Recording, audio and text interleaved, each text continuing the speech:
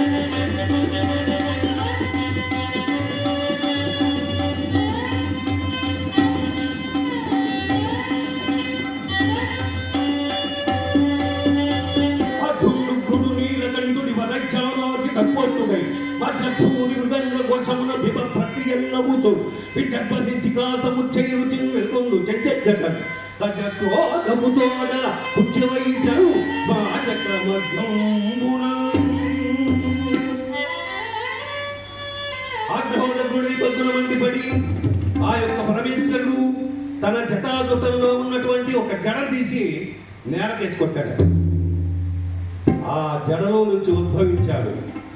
అభ్రమిహార ప్రవిభ్రమ అభ్రభ్రమ తున్నీల దీర్ఘ శరీరంతో ప్రజ్వల జ్వలన దీర్ఘ జ్వాలికామాన చాచల్యమాన కేశములతో జడ్డ దివ్యేదండ సుందరమ గోర్దండ సహస్ర తృతీయేటి సంగములతో వీక్షణ త్రయలోక వీక్షణ తగ్గి దుర్నిరీక్షణలతో అక్కడ అవతరించాడు. ఎవరు?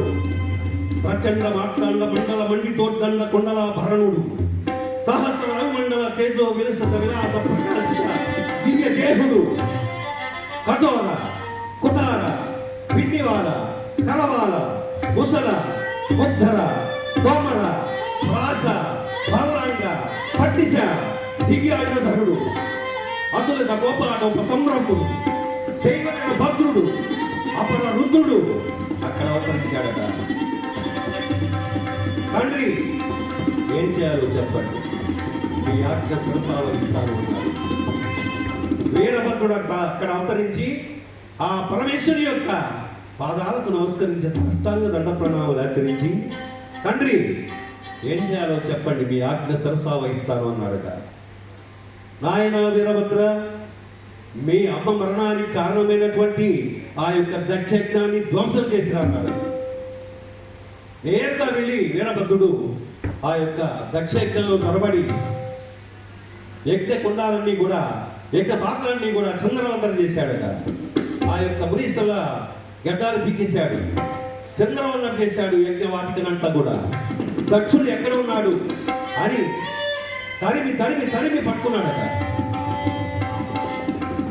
తరిమి తరిమి పట్టుకొని ఆ యొక్క తన కరవాలానికి దక్షుని యొక్క తల తెగనరికి యజ్ఞగుండానికి ఆహుతి చేశాడు. దక్షుని యొక్క తల తెగనరికాడు వీరభద్రుడు. తెగనరికి యజ్ఞగుండానికి ఆహుతి చేశాడు. బ్రహ్మగణాలందరూ కూడా సంతోషించారు. జయ శ్రీమంద్రమారమణ గోవింద, జయ ఆంజనేయ వరద గోవింద, జై కహార వరద గోవింద, హర పార్వతీపదయే హర మహాదేవ. ఇక బ్రహ్మగణాలందరూ కూడా సంతోషించి ఆ యొక్క పరమేశ్వరుని శాంతింపజేస్తున్నారట. నిన్ను విడచి ఉండలేమయ్యా కైలాసవాస ఓ దేవదేవా,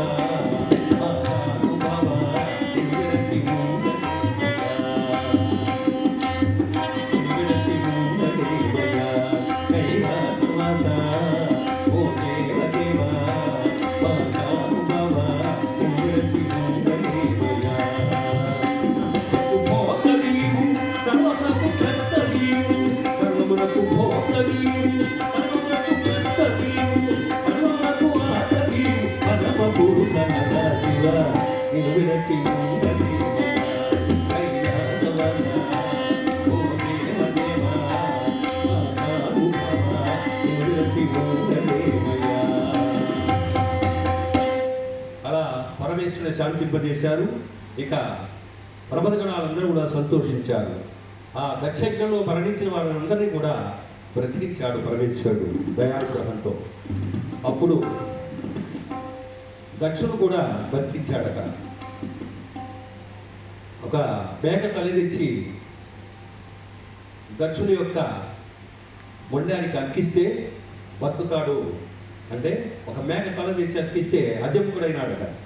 అంటే మేక అంటే పశువులాగా ప్రవర్తించాడు, మూర్ఖంగా ప్రవర్తించాడు కాబట్టి ఆ విధంగా అతనికి శిక్షించాడు పరమేశ్వరుడు. మేక తల్లి తెచ్చి అతికిస్తే అజముకుడైనటువంటి ఆ యొక్క దక్షుడు మళ్ళీ నేరుగా వచ్చి పరమేశ్వరుని పాదాలకు నమస్కరించి, స్వామి, ఇన్నాళ్ళు అజ్ఞానిగా నేను ప్రవర్తించాను, నీ మహిమానింత శక్తి తెలుసుకోలేకపోయాను స్వామి. ఈ దక్షయజ్ఞంలో మరణించిన వారందరినీ కూడా బ్రతికించారు. నా కుమార్తె అయినటువంటి ఆ సతీదేవిని కూడా బ్రతికించండి అన్నాడట. అయితే పరమేశ్వరుడు అన్నాడు, ఈ జన్మలో నీ కుమార్తెగా ఉండడం ఆమెకు ఇష్టం లేదు కాబట్టి ఈ జన్మలో యొక్క ఆమె బ్రతకడం కష్టం. మరు జన్మలో నా కోసం హిమవంతుని కుమార్తెగా అవతరిస్తుంది, నా కోసం తపస్సు చేసి నన్ను భర్తగా పొందుతుంది. అప్పుడు నేను వివాహం చేసుకుంటాను. హిమవంతుని కుమార్తె పార్వతీదేవిగా పుడుతుంది, అప్పుడు నేను ఆమెను వివాహం చేసుకుంటాను అన్నాడు పరమేశ్వరుడు. ఇక అక్కడ నుండి ప్రబోధకాలందరూ కూడా ఆ స్వామిని కొనియాడుతూ ఉన్నారు. మంగళహారతి. రామపాద యుధరాజు వాక్యం, శ్రీరామదూతం నమామి.